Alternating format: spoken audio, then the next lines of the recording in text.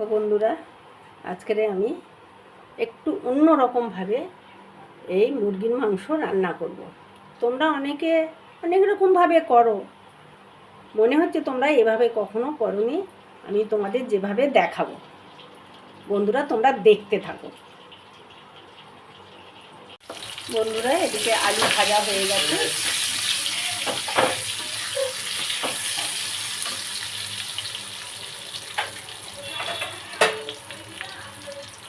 আলু ভাজাটা এবার তুলে নেব। দেখো, আমি মাংসটা লবণ আর হলুদ দিয়ে মাখিয়ে নিয়েছি, আর কিছু দিইনি। তোমরা এই রান্নাটা দেখতে থাকো। আলু ভেজে কড়াই তেল ছিল, আর একটু তেল দেব।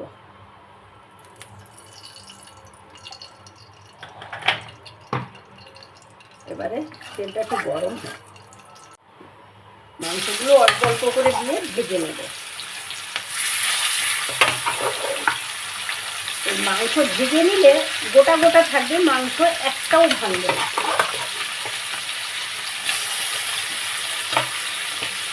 এটা ভাজতে থাকি। দেখো বন্ধুরা, আমার মুরগির মাংস সব ভাজা হয়ে গেছে। লবণ হলুদ দিয়ে ভেজেছি, ভাজা হয়ে গেছে। এবারে আমি অন্য কড়া বসাবো। বন্ধুরা, কড়াই তেল দিলাম মাংস রান্না করার জন্য। তেজপাতা, দুটো শুকনো লঙ্কা, গরম মশলা আর মরিচ দিয়ে দিলাম। এটা ভাজা ভাজা হলে পেঁয়াজটা দেবো।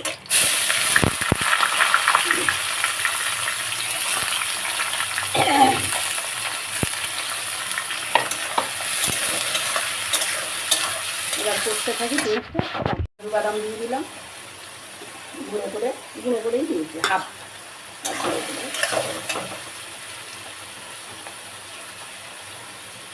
এবারে হলুদ দিয়ে দিলাম, ধনে আর শুকনো লঙ্কার গুঁড়ো ভিজিয়ে রেখেছিলাম, এটা দিয়ে দিলাম। একটু রসুন দিলাম, একটু আদা দিলাম। এবারে আরও করতে থাকবো। টমেটোগুলো দিয়ে দিলাম।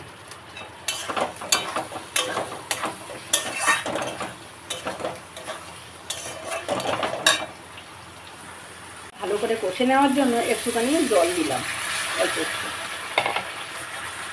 দেখো বন্ধুরা, মশলা কষা হয়ে যাচ্ছে, আর অল্প একটু কষলেই হয়ে যাবে। তেল বেরিয়ে যাচ্ছে, দেখো কি সুন্দর তেল বেরিয়ে যাচ্ছে। দেখো মশলার থেকে কি সুন্দর তেল বেরিয়ে গেছে। এবারে আমি মাংসগুলো দিতে থাকবো।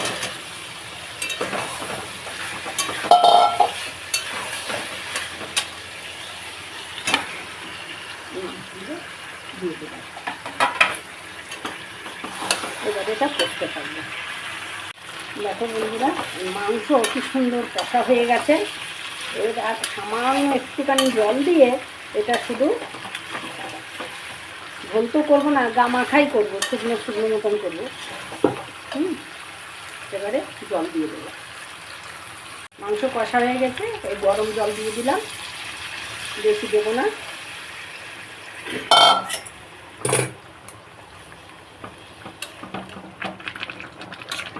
বরফ করে ফুটবে, যেহেতু গরম জল দিয়েছি। একদম মাংস ফুটছে, এই জলটা একদম গামাকা গামাকা হলে মাংস নামিয়ে দেবো। ঝাল লবণ সব ঠিক আছে। দেখো বন্ধুরা, কষা মাংস আমার হয়ে গেছে। এবারে এটা নামাবো, দেখতে থাকো তোমরা। এইভাবে মাংস রান্না করলে একটাও মাংস ভাঙে না। আর আমার এই মাংস রান্নাটা কোনো বন্ধুর যদি পছন্দ হয় তাহলে লাইক কমেন্ট শেয়ার করে দিও। আর কোনো নতুন বন্ধু যদি দেখো তাহলে একবার সাবস্ক্রাইব করে দিও। দেখো বন্ধুরা, তরকারিটা এবারে ঢেলে দেবো। এই বাটি নিয়েছি, এই বাটির মধ্যে আমি ঢেলে দেবো।